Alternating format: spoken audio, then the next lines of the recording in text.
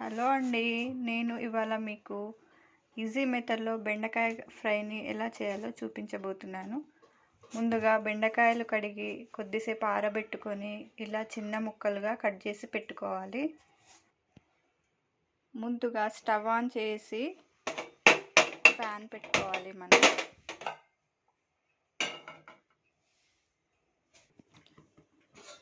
ముందుగా 2 spoons oil వేసుకోవాలి.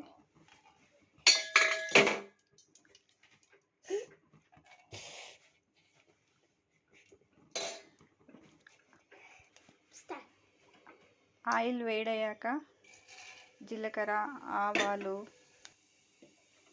ఒక ఎండుమిర్చి, పల్లీలు, శనగపప్పు, మినప్పప్పు ఇవి కొంచెం దోరగా వేయించుకోవాలి.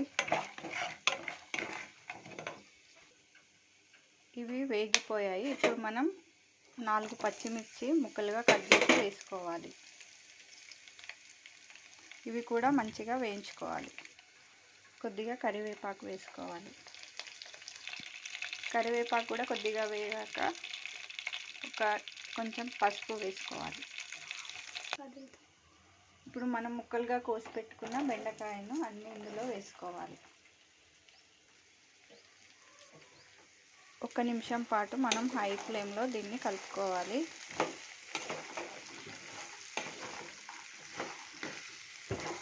ఆయిల్ అంతా పట్టాలి దీనికి.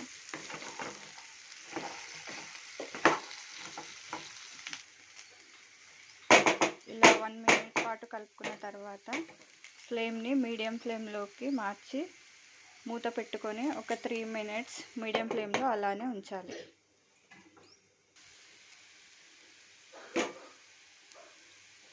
ఒకసారి మధ్యలో కలుపుకోవాలి. మనం కలుపుకొని మళ్ళీ ఒక 3 నిమిషాలు అలానే మూత పెట్టి ఉంచాలి. ఇప్పుడు మనం కొన్ని పచ్చిమిర్చి వేసుకున్నాం కదా, ఇంకా కొంచెం కారం, రుచికి కొంచెం కారం వేసుకోవాలి. ఉప్పు, సాల్ట్ వేసుకోవాలి. మన రుచికి సరిపడినంత వేసుకోవాలి. 1/2 టేబుల్ స్పూన్ ధనియాల పౌడర్ వేసుకోవాలి.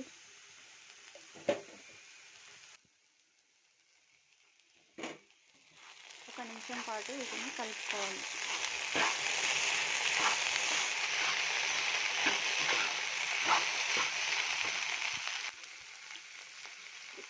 ఇప్పుడు మనం 3 నిమిషాల పాటు మధ్య మధ్యలో కలుపుకుంటూ వీటిని మంచిగా వేయించుకోవాలి.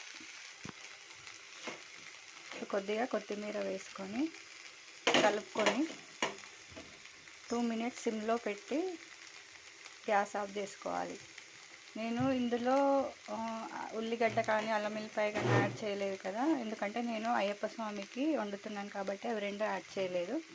మీరు అవసరం ఉంటే పోపు దినుసులు వేసిన తర్వాత ఆనియన్ యాడ్ చేసుకోవాలి.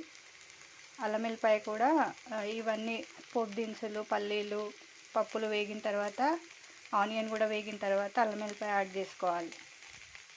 ఓకే అండి, thank you. Please watch my channel.